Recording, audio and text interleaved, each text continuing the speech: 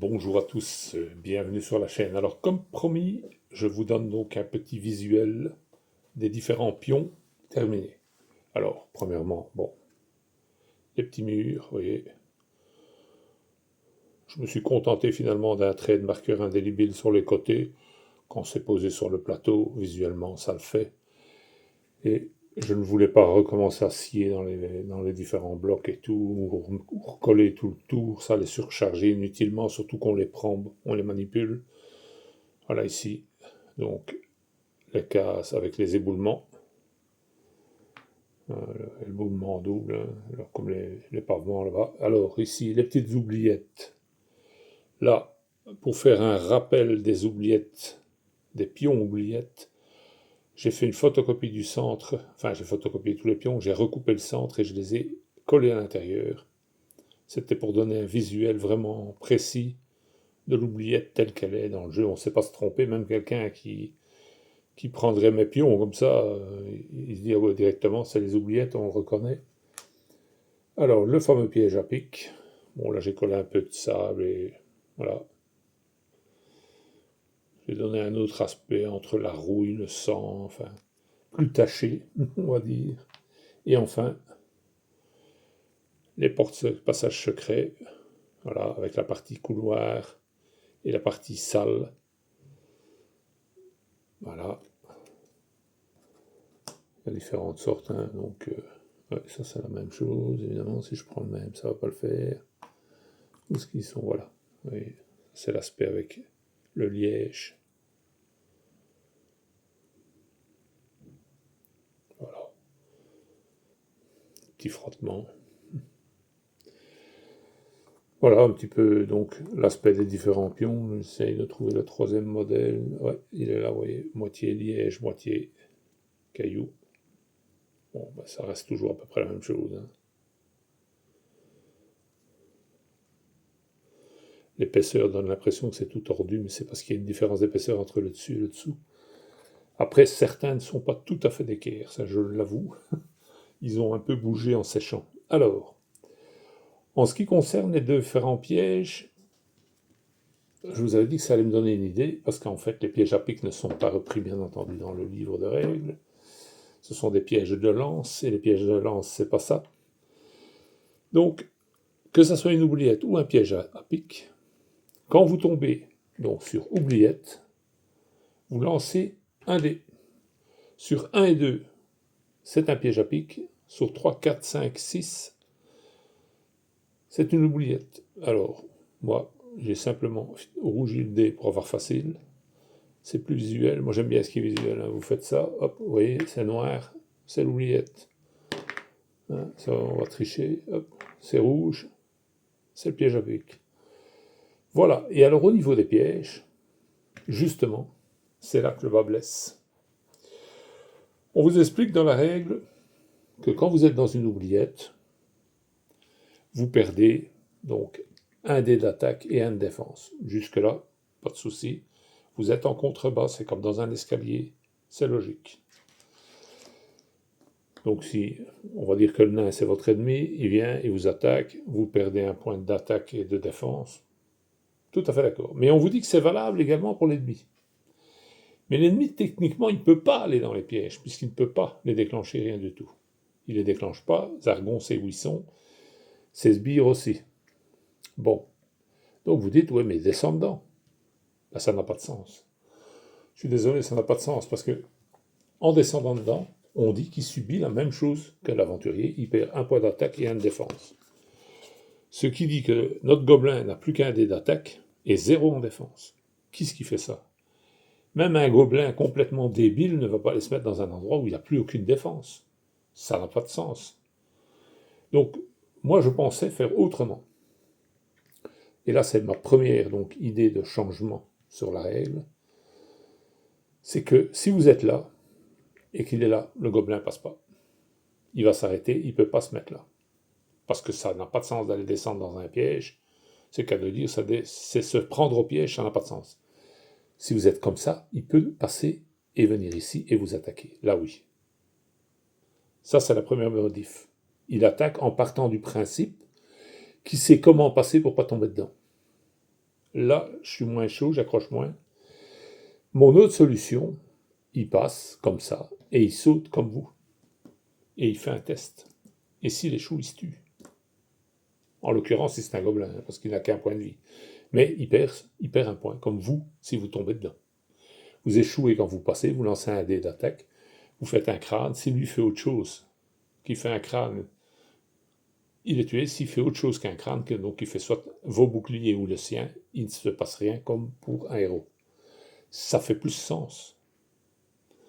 Parce que c'est logique que, une fois que le piège est ouvert, le trou est là, béant, en plein milieu du corridor, ben, il n'a pas le choix, il doit sauter au-dessus comme vous. Mais s'il ne sait pas atterrir derrière, il ne peut pas sauter. Et donc là, ça offre une dimension tactique en plus, parce que ça vous permet, quand vous jouez, de dire, voilà, je vais laisser un homme ici, pendant que les autres continuent les trucs qu'ils ont besoin de faire dans le coin ici, et stopper l'ennemi provisoirement. Si vous avez une arme de jet, en plus, en les bloquant, vous pouvez les tuer à distance. Si vous avez la chance d'avoir une arbalète ou n'importe quoi, vous pouvez continuer de tirer. Évidemment, si vous avez affaire à un ennemi qui est armé d'un arc ou d'une arme de jet d'une façon générale, vous pouvez également en prendre plein la figure. Hein. Mais ça fait sens. Au moins, il y a un côté tactique de rester d'un côté ou de l'autre de l'oubliette. Ou du piège à pic, puisque... Alors, le piège à pic, même chose. J'avais eu deux options. Soit la première option, c'est que quand vous tombez avec un piège à pic, vous ne vous mettez pas dessus, vous reculez. Vous perdez le point, mais vous êtes derrière le piège. Vous êtes obligé après de sauter au-dessus et de risquer encore d'en perdre davantage en passant. C'est pour ça que je n'ai mis que 2 faces sur les 6 du dé et il y a 4 chances de tomber sur l'oubliette, parce que l'oubliette, vous ne perdez comme ça que le truc. Une fois, tandis que là, vous êtes obligé de repasser si vous devez continuer votre mouvement pour une raison ou une autre. Vous serez obligé de sauter au-dessus. Et là, ça vous donne potentiellement un risque supplémentaire. C'est pour ça que je vous dis, j'ai réduit le truc. Alors, il y a une autre possibilité que j'avais pensé aussi. Vous pouvez choisir le côté où vous allez, mais vous perdez 2 points de vie. C'est plus dangereux, c'est des pics, vous vous encastrez littéralement dedans. C'est un peu le piège à la Viet Cong. Donc, c'est beaucoup plus dangereux. Vous passez, hop, 2 points de vie direct. Mais vous pouvez vous placer derrière le piège. Vous n'êtes pas bloqué dessus, vous vous placez derrière ou devant, selon l'endroit où vous vouliez aller, au final. Mais, un peu comme l'éboulement, vous choisissez le côté où vous y êtes. Je trouvais que ça faisait sens. Alors, bien entendu, les créatures comme la gargouille et le dragon, eux, ils peuvent passer au-dessus, s'arrêter dessus, ils peuvent tout faire, ils sont en vol stationnaire au-dessus du piège, ils donnent 2 coups d'aile, ils passent au-dessus du piège, il n'est pas affecté du tout, ce qui est tout à fait logique aussi. Puisqu'ils sont ailés, il n'y a pas de raison, ils ne vont pas s'arrêter pour un petit trou dans le sol. 2 battements d'aile et c'est fait. Hein. Voilà, donc ça c'est mon idée concernant les pièges. Dites-moi en commentaire qu'est-ce que vous trouvez mieux. Donc si on perd 2 points mais qu'on choisit le côté, ou si on perd 1 point et qu'on se retrouve devant. Peut-être plus simple de jouer directement avec les 2 points et se retrouver du côté qu'on veut. Dites-moi ce que vous en pensez. Et alors, 2 chances sur 6 d'avoir un piège à pic plutôt que donc le trou béant. Voilà, en même temps je vous montre ce que ça donne. Donc vous voyez, hop, je le mets comme ça, côté corridor, côté pièce. Et ma foi, ça reste assez... Les couleurs restent assez bien. Le vert passe un peu avec toutes les couleurs du plateau. Vous voyez, ça reste plus ou moins correct. Bon, évidemment, il y a des pièces où ça ressort mieux que d'autres. Mais bon, j'allais pas commencer à peindre tous les passages secrets dans des couleurs différentes. Voilà, donc il y a ceci. Alors, encore une petite chose, dans le modèle Gravaillon, vous pouvez subir un éboulement n'importe où. Comme piège, vous pouvez avoir un éboulement. Et pas que dans le modèle Gravaillon, mais enfin dans le modèle Gravaillon, entre autres. Je vais vous montrer une configuration, on va symboliser ceci, on va dire que c'est la porte d'entrée. Voilà, hop, je vais la mettre comme ça pour qu'elle ne soit pas... Voilà. Admettons que c'est l'entrée du donjon. Système Gravaillon, vous tirez le matériel, hop, vous avez un blocage ici. Impossible de venir par ici, il n'y a pas de porte, il n'y a rien. Vous êtes obligé d'aller tout droit. Jusque-là, pas de souci. Donc vous vous présentez tous ici, prêts à rentrer dans le donjon. Le premier a ouvert la porte, il rentre, il a découvert ce qui se passe là, il a découvert ce qui se passe là. Ici, il n'y a rien de spécial, à part là au bout, où il y a des portes pour donner dans la pièce. Et on va dire que dans le début, il n'y a rien. Voilà, on va dire qu'il y a une porte là plus loin, mais c'est tout. Jusque-là, tout est logique. Vous avancez dans le corridor, vous avez ouvert la porte, vous avancez, et vous subissez un piège, un éboulement. Boum. Jusque-là, c'est toujours faisable, hein, comme on dit. Vous subissez l'éboulement, vous avez le choix entre rester là ou passer là. Oui, mais voilà, si vous passez là, vous ne savez plus revenir. Or, pour finir la quête, vous devez ressortir. Je note comme ça sera un peu plus... Vous ne savez plus revenir. Et si vous restez de ce côté-là, ben la partie est finie. Parce que vous n'avez aucun moyen d'accéder plus loin. Le jeu est terminé. Alors je trouve ça vraiment... Excusez-moi du peu, mais c'est ridicule comme truc. C'est une situation complètement ridicule, parce qu'il est bien mis dans le livre de règles, un éboulement, une fois que c'est éboulé, c'est fini. Vous choisissez le côté où vous vous posez, et puis c'est time. Tout à fait d'accord sur l'affaire. Jusque-là.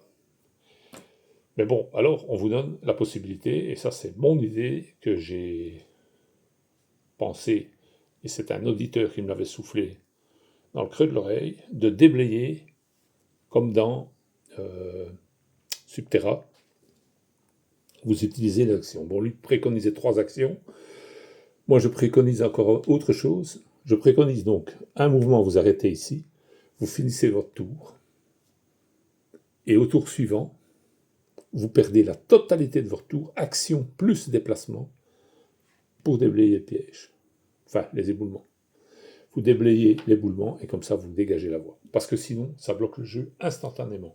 Le système Gravaillon étant aléatoire, vous pouvez vous trouver dans des situations impossibles à sortir. Et je trouve ça ridicule. Vous commencez bien une quête, tout se passe bien et tout, et puis un éboulement, bouf, le jeu est fini. Ça n'a pas de sens, quoi. Ça n'a pas de sens, ça fait très mal, ça écourte la partie de façon prématurée. Limite, ça fait rager, quoi. Hein. Donc, je pense qu'il fallait trouver une solution pour pouvoir déblayer les éboulements comme ça, qui sont pièges. Hein. Je parle bien des pièges et pas des machins comme ici. Hein. Donc, parce qu'il marque un ébouli quand, dans le truc, vous mettez, mais moi je vais mettre un mur directement pour bien marquer qu'il ne s'agit pas d'un piège, mais bien le mur, le passage est bloqué d'origine. Mais si c'est un piège, là c'est pas d'origine, là vous pouvez déblayer. Mais quand c'est d'origine, c'est d'origine. Hein. Si vous avez, je sais pas, je vais dire là, ici, admettons là, dans cette partie-ci, vous avez un bazar pareil, voilà, vous n'avez pas commencé à creuser, dégager tout le truc, vous ne savez plus passer, point. Voilà.